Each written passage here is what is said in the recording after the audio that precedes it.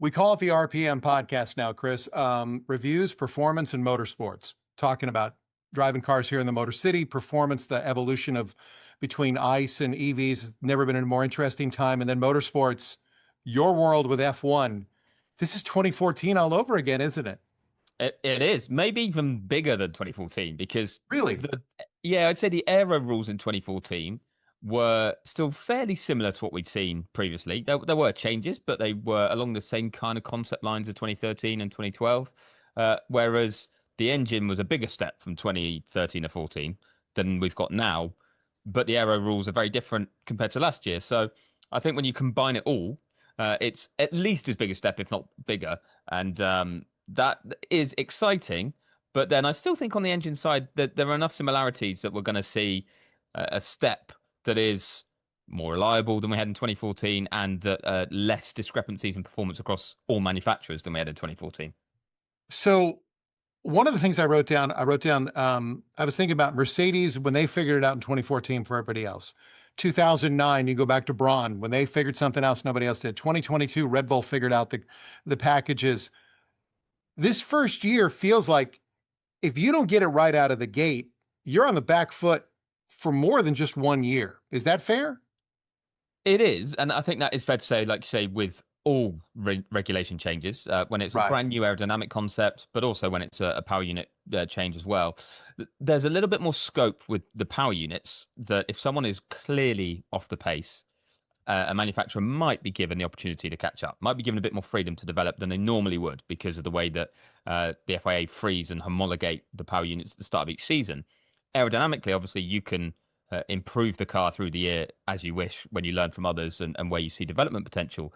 But flip that over, we now have a cost cap that we didn't used to have. That means you can't just throw endless money at it. You've got to get it right. I think we've seen a few teams already mention that they feel they wanted to leave enough space in their development program, enough of a blank canvas with their car that they start with to allow them to follow different directions depending on what they see in rivals. So, they want to learn from each other in that sense. But you go back to 2022. Yes, Red Bull dominated 22 and 23 in the early part of 24. But the first four races of 22, that was split with Red Bull and Ferrari. And the Ferrari felt like it was there and that they kind of lost their way with development, but also execution of races that allowed Red Bull to kind of run clear and then allowed Red Bull to, A, get some weight off their car, but B, switch focus earlier to the following year's car and that let them cement their advantage. So I feel like we saw in 22 that the way F1 is now structured with a cost cap, with the kind of affluence of every team, you can get a more competitive start to a set of regulations. I'm less concerned, and this might come back to bite me, of a 2014 repeat of one team dominating in the way that Mercedes did to that extent, or even a 2009 with the Brawn, because yes, there were a couple of teams that got fairly close to Brawn at times in that first part of the year, but generally you were certain that Brawn were going to win everything. And if they'd have been able to develop their car through the season, they'd have warped it all year. I reckon we'll get it something a bit more competitive this year. What was your take on the Aston Martin? I know Adrian knew we were all waiting to see it, and then it came out kind of late, and that's some interesting side pods and towards the rear as well. What'd you think, Chris? Yeah, the front wishbone as well was kind of highlighted by James Vowles a few days ago, something that they were intrigued by and that they said was pretty radical. I think it lived up to expectations that it definitely had people talking, and it's an Adrian Newey car. But at the same time, I do think we haven't seen anything compared to what we're going to be running in Melbourne.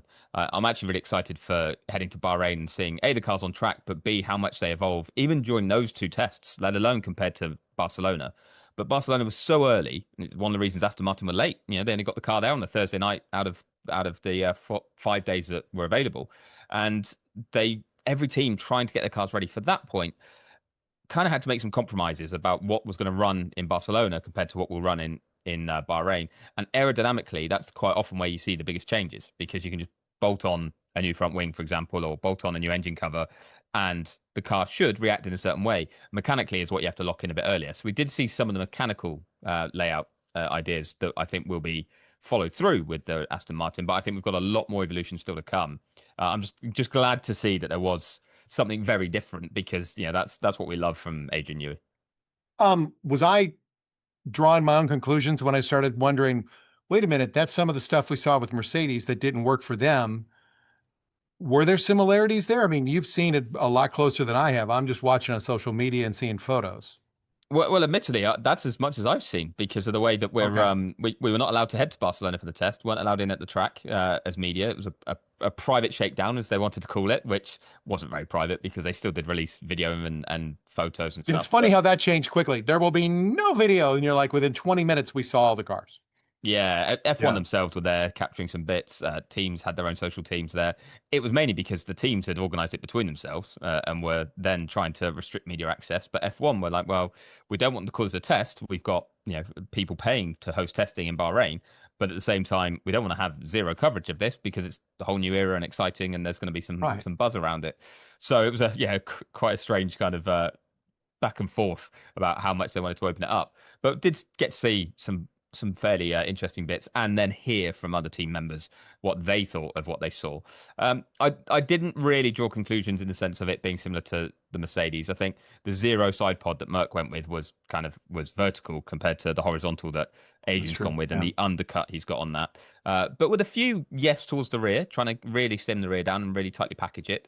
And I think what was noticeable with the Aston Martin is they haven't normally been that extreme with the packaging of the rear of the car, whereas Adrian has been in the past with the Red Bull. So I think that was more a similarity to stuff we'd seen from Adrian before, but not seen from Aston Martin. And he has good knowledge of that. But as I say as well, I think that the side pods, I wouldn't expect them to get any bigger, but they might evolve still come Bahrain testing. And with these new regulations, it's not so much about ground effect, not so much about the floor. So you are looking a little bit more for outright pure downforce.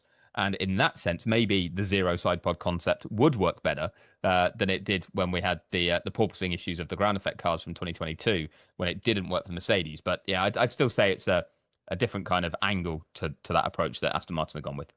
So with the new rules and the way the cars are being built in the more, I don't say more competitive. That's the wrong way to say it, Chris. But with the different ways to where you're no longer DRS in it. Walk me through the rule changes for people that don't know, and then let's talk about the drivers and who do you think this new style of racing fits? Well, if I start with the rule changes, and the main one, we've got brand new aerodynamics, so complete new set of aerodynamic regulations. But a big change of those is that we've got what we call active aerodynamics, which means the wings will move. So anyone who thinks DRS has disappeared, it actually hasn't. You'll still see the rear wing open up, but it's no longer being used as an overtaking aid.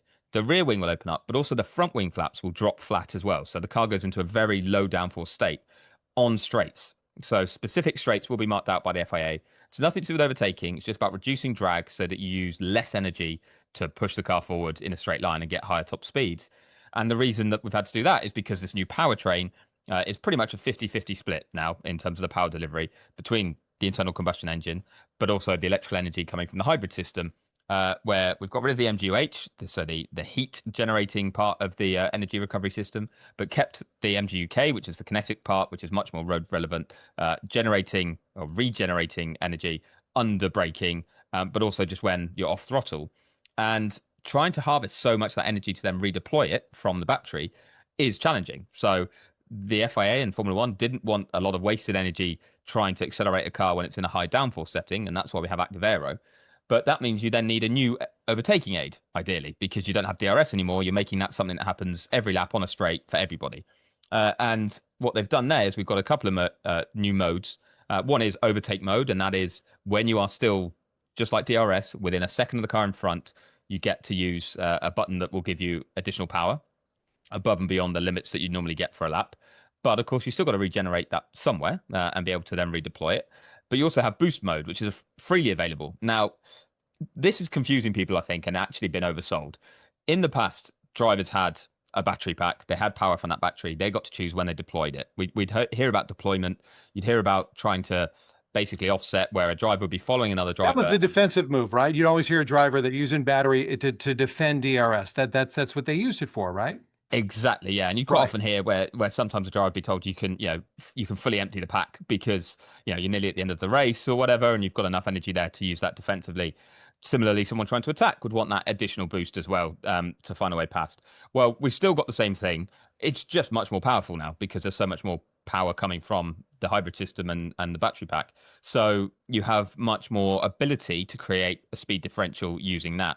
But again, you use it, then when that's depleted, someone else who has it is going to have a big differential compared to you. So it's going to make it a bit more cat and mouse racing because it used to be pretty clear. You only had a certain amount of energy you could deploy. You'd use it out of certain corners. Maybe there'd be 2 or 3 certain spots on a lap that's where you just used your boost because the lap time game was so obvious. Now there's so much more in the pack. You could use a bit at every corner. You could use a huge amount in an unusual place to get past someone because you'll get a huge overspeed. You might store it up for a certain point just to defend. It's going to become very interesting to see how drivers manipulate it. But the way it's described by Kimi Antonelli the other day is that you've got to be 2 steps ahead of your opponent at all times, or try to be. And it's like high-speed chess. You are when I think about making Spa, moves. immediately I start thinking about Spa, not just the length of a lap, but there's so many different transitions from high-speed corners to long straights to crazy braking and really aggressive points all over that track. A track like Spa is going to be a war with these rules. It's going to be really compelling to see how they can get a lap around there. Absolutely. I mean, even just a qualifying lap when you're not racing anyone else, because the car needs to regenerate all this energy to then deploy it as you accelerate. Drivers have been talking about once they start, running out of energy and then they're not deploying it anymore going down a straight, that the revs are dropping so far that they're changing down. They're still flat out, but they're downshifting to get the revs to stay higher and not lose too much speed. Now, that seems very counterintuitive, but it was explained quite nicely, I think, by George Russell about how imagine when you've got a manual car and you're driving up a hill and you just find that you're in too high a gear and you need to get down into a lower gear to get the revs up on a hill. It's just like that. You're still trying to go as quickly as you can. And he says it actually becomes very normal in the car because you feel it. You just feel that slight loss of momentum and you ask for a bit more by downshifting. Now, that's just in a qualifying lap. And you're still trying to make sure you keep energy in the battery pack so that you deploy it at the right times out of certain corners. But you are playing around with that a little bit, even just over qualifying. In a race, as you say, you could certainly regenerate well with some big braking zones, but you could really deplete it very early on out of the first corner, all the way up through a Rouge and up to the source. You could really take a load of the energy there to get ahead of someone and then hope in the middle sector you can hold them off. And then you might be able to stay ahead at the end of the lap if you've regenerated some of that energy. But someone else then may well not use any of their battery pack in that first part, knowing you're going to come sailing past and have it all stored up that in the middle sector, even there, like as you say, you're going to have enough space on the track and enough power to just drive clean past someone on one of the straights. So it's, as you say, it's going to be so hard for the drivers to work out what to do at certain times because I don't think it'll be as simple as there's 1 or 2 approaches. There's going to be 10, 12 different things you could do per lap. And that's the 3D, 4D chess that Kimi was talking about. So Kimi and some of the younger drivers, does this definitely help them along those things when they can, maybe they're more, I want to say adaptable. I don't think that's fair, but I mean, when you're a younger driver, you are more malleable. So the idea that the new stuff, and I'm looking at Fernando, is it easier for these younger drivers, for Isaac and them to adapt to these new rules? I'm actually going to say no. Now, I get the theory, and some of them say yes themselves because there's been this talk of PlayStation generation drivers that, have done a lot of work on simulators. Right. Yeah. We have it here with NASCAR and IndyCar. You see a lot of, I mean, even our truck series, we have people that are iRacing to get into there and actually doing actual racing. Yeah. And I get where that theory comes from, but we could use that term back in sort of 2010 to 2012 sort of era. I remember Sebastian Vettel taking a huge advantage over Mark Webber when the way of driving the car changed because Red Bull had the blown diffuser. And if the car got a bit loose in mid corner, what you actually needed was to keep your foot flat because that would give you more energy from the exhaust onto the diffuser, more rear grip, and you'd go quicker through the corner. Whereas someone like Mark Webber, set in his ways, would lift naturally because you think the car was getting a bit loose. And that would actually give you less performance. You'd lose even more time. And retraining his brain was very hard at that stage of his career. But Vettel at that stage was described as a PlayStation driver because he was just younger and he'd done he was working with simulators more, even at that age. So I don't think there's anyone now racing in F1 who hasn't had that level of ability to work things behind the wheel when they're in the car. I do think it's true that younger drivers are that's what they've been used to throughout. They've been used to distractions, used to multiple things they could do. They could be sim racing at home in quite a good setup and their phone goes off and they can still respond to it while they're doing whatever they're doing. They can be multi-screening. That's normal. But it was well described 2 days ago by Martin Brundle that he thinks someone like Ayrton Senna or Michael Schumacher would have thrived in these new rules. And it's because the best drivers the most experienced ones quite often, but the best drivers have additional mental capacity behind the wheel.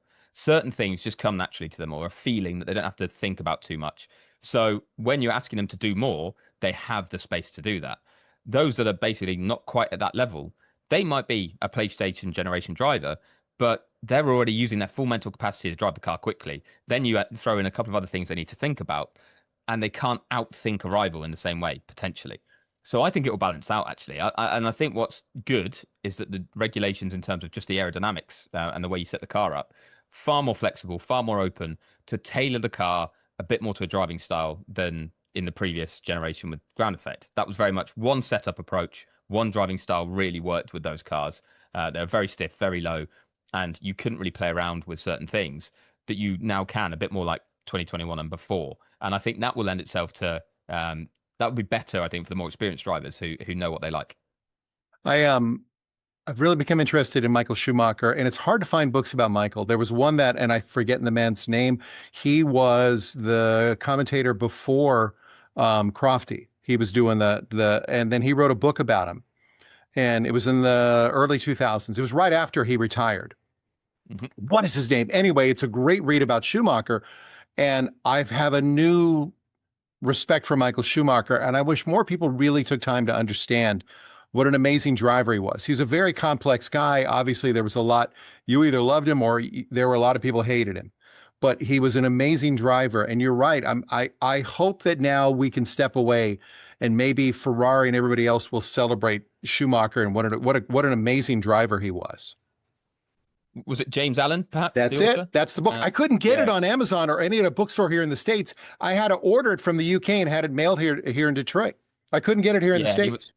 He was the pit lane reporter at ITV when Murray Walker was the. That's right. Thank you very much. Yeah, and then he became lead commentator for a little spell as well. I think Ferrari do celebrate Michael quite a lot still. If anything, there's a little bit to say that the shadow of his success is a problem. The team is looking for this incredible dynasty that they used to have, and that's their benchmarks. They know they've done it before, and that's what they expect, and they can't get close to it because they're aiming so high and expecting so much themselves.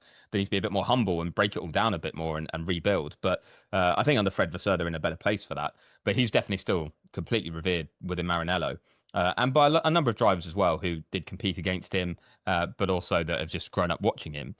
But totally agree with you. I think one of the things that maybe we're seeing now with like Max Verstappen is that you did have that spell of real binary, people love or hate the guy.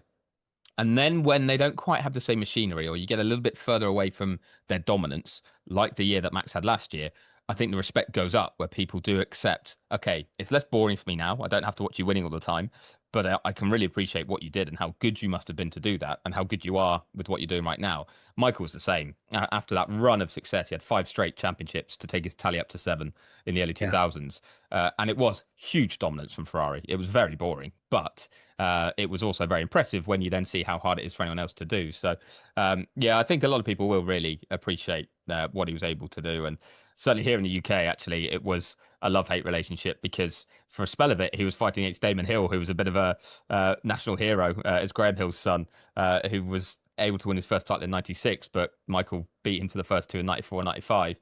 And it was the whole mid-90s England against Germany kind of battle that they made huge. And it took a while then for people to get over that. Then he had the dominant spell, so people still didn't like Michael. It was only after he left Ferrari, I think people suddenly went, hang on a minute, this guy was one of the best we've ever seen. So it's weird, like working within F1, you think everybody knows that. You think everybody always speaks that way, but it's good that you bring it up that maybe a lot of fans don't. Really should, if they get a chance, as you say, read some of the books or I think there's a documentary series that came out around him, or a feature-length documentary film, I think, came out. So there is some good stuff out there that you can see as well. But he was incredible. Oh, it's good to see his son here in IndyCar. To see Mick here this year is wonderful. To have him over here, and he seems to be having a really good time with us too. Chris Medland, always appreciate the time. Last thing, obviously, I'd be remiss if I don't ask, how's Cadillac doing? Just as I'd expect, if I'm honest, which means it's going to be tough. Like, there's a long road ahead, but no major issues in the sense that the car was ready, did really well, got it out early, got it on track, built, running, got the team executing well, got through the program they wanted to with their shakedown. Then Barcelona was maybe limited on mileage, but for a new team, I actually think it was quite good mileage. The problem is we looked at what Mercedes did, what Ferrari did, what Haas did, what Red Bull even managed to do. And I think the benchmark was much higher than we expected. So that's the problem. They've come into a sport with 10 other teams who are all operating at an elite level. Audi, will see how they get on. They look like they were struggling slightly in the shakedown as well, but still, the level is so high that you're going to be compared to that, when in reality, you've got to remember, brand new team, everything being rebuilt or built for the first time. They've done the right thing with their drivers. They can give them real direction, real experience, real understanding, can have a huge impact. And they've got some great partners and sponsors on board. We're going to see the delivery soon during the Super Bowl. It'll be revealed. We'll see the first look. But I think they are doing everything that they probably set out to do and need to do. And nothing yet massive has tripped them up, which is actually a real big accomplishment. So hopefully it can continue in that direction. You got a buddy who insists that one of the drivers will finish in the top 10 in points this year. For the whole season? Yeah. I would not put money on that one if I was there. But hey, Roger, you listening? Okay. That's not just a slight on Cadillac at all. Like, for one of the drivers to be in the top 10, essentially you're saying that it would have to be the 6th or 7th quickest team. And they'd have to perform very well to get up there. Or they've got to be in one of the top 5 teams. Now, I can guarantee, say here now, Mercedes and McLaren are going to be 2 of the top ones. You'd expect Alpine and Williams to be scoring pretty solidly as well with a Mercedes engine. But the Ferrari engine looked pretty good, but certainly reliable, and the package looked solid by the end of the shakedown test. Now, if that's also true, then you've got Ferrari and Haas, who naturally should be ahead of Cadillac just because of their experience, their infrastructure, what they have available. I think I've listed 6 or 7 teams already before I even talk about Red Bull and Racing Bulls, who actually surprised everyone with how strong that was with the Ford connection. So they don't even have to. They can do a brilliant job and still be the 9th or 10th quickest team. So to get a driver in the top 10 would be a real stretch. I actually would say if one driver from that team can score points on multiple occasions this year, that would be massively impressive, because I think we're going to have a really tough season for everyone to score in the way we had last year. Last year was an anomaly. Plus, they are a new team. So if last year plays out the same way it did, they're still on the outside of 20 cars.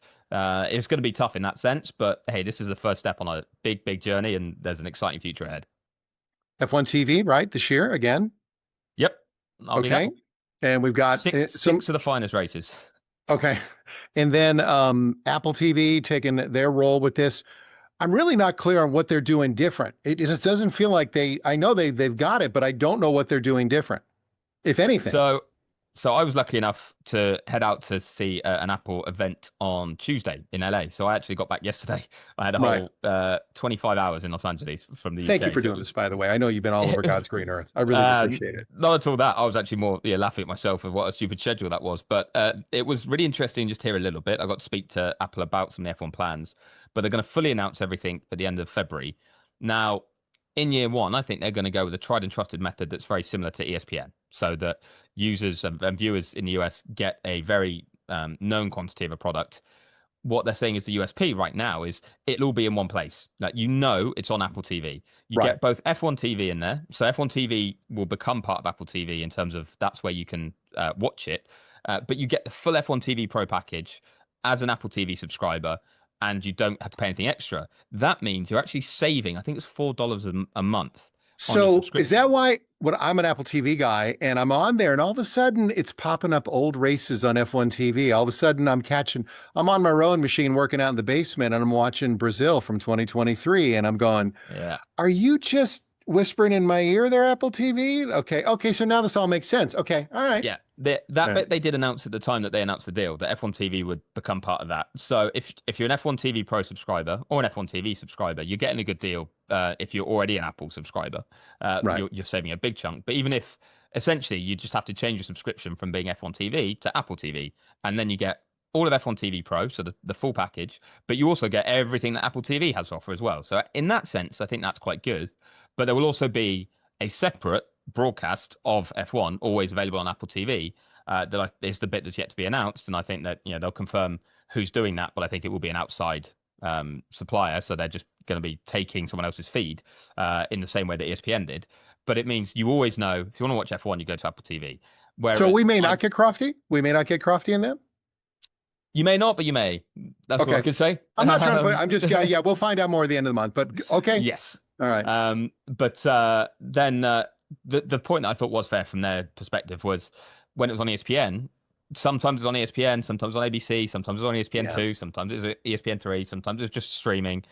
You know every time where to go to watch it now, which is a simplification of things.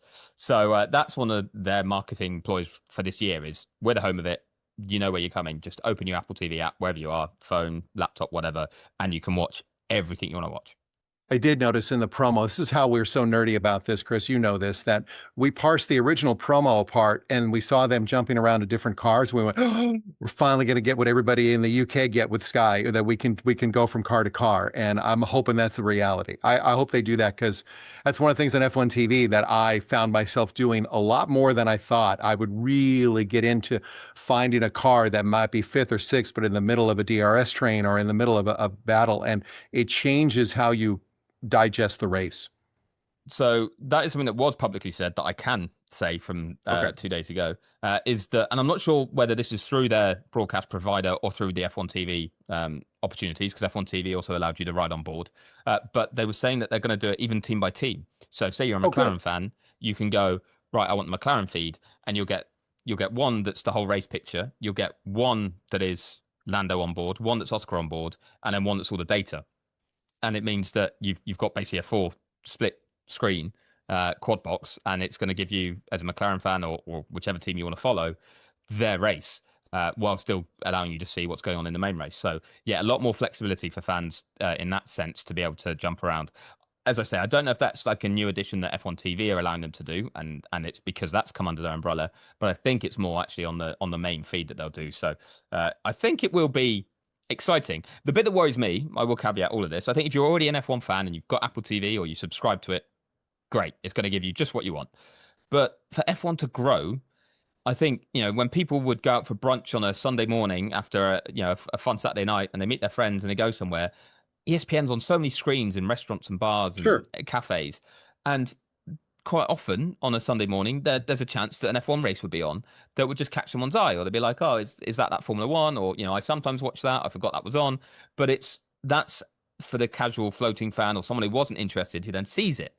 And that Apple can't offer as it stands. There's other ways through phone, Apple News, Apple Music, that they can try and engage people, but just putting the core sport right in front of someone in that way, they can't offer. So that's a bit, I think, is their big challenge, is how do you make more people aware of F1 than currently are in the US through what they have as a product. Interesting to see how this all evolves. Chris Medland, I always appreciate the time. Real quick question. Ready? I got one more. Will Christian Horner be part of F1 before Australia? No. I'm going to say not for Australia. Okay. If you said before the end of the year, maybe. Alpine, right? That's the rumblings we always hear. He's part of a consortium that are trying to invest in Alpine. How much they can take over, what his role would be, all that stuff up in the air. But he's definitely working very hard at getting back. I just can't see it happening before Australia. He's actually got a bit of a media tour he's doing. He's doing 3 evening with kind of events around Australia in the build up to the race just to tell his story. And I don't think he'd have committed to that if he thought he'd actually be full on work mode with a team. So I'm going to say not before Melbourne. I have to quit watching the F1 movie. I've watched it too many times. Don't judge me. I know it's Hollywood. But I like it. Just wait for the sequel, because it sounds like they'd like to do one. Long way to go yet for them to even work out what that would look like, how they would do it, but that's definitely a discussion that's happening. So I'm the same, actually. There's bits of it I cringe at, there's bits of it I hate, and there's bits of it I absolutely love. And it was my second viewing is when I went from really not liking it, because I know so much about the sport and I know how it's being portrayed, to then just watching it as a movie and put myself in the shoes of someone who's never watched F1 or who doesn't care about F1. And just thinking, this is actually cool that they did this and made this in the way they did. And the Top Gun-esque intro at Silverstone, where the F1 logo just comes up across the screen. Oh, yeah. And they're out testing and they've got the soundtrack.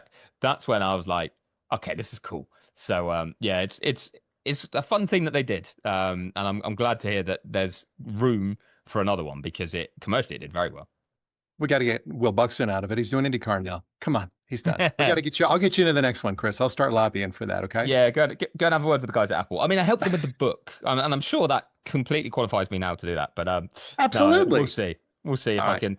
The first one I made very sure never to get in the way of any shooting, never to get in the background of anything, just not be involved. Maybe if there's a sequel, I'll start being a little bit more Come on. cheeky and suddenly stroll past the camera. We're going to work you into this one. We'll work you into it. Chris Medland, I really do appreciate the time. I know it's so busy. We'll stay in touch during the season. All the best to you. Safe travels, and we'll see you in Australia. Thanks very much for having me on, mate, as always.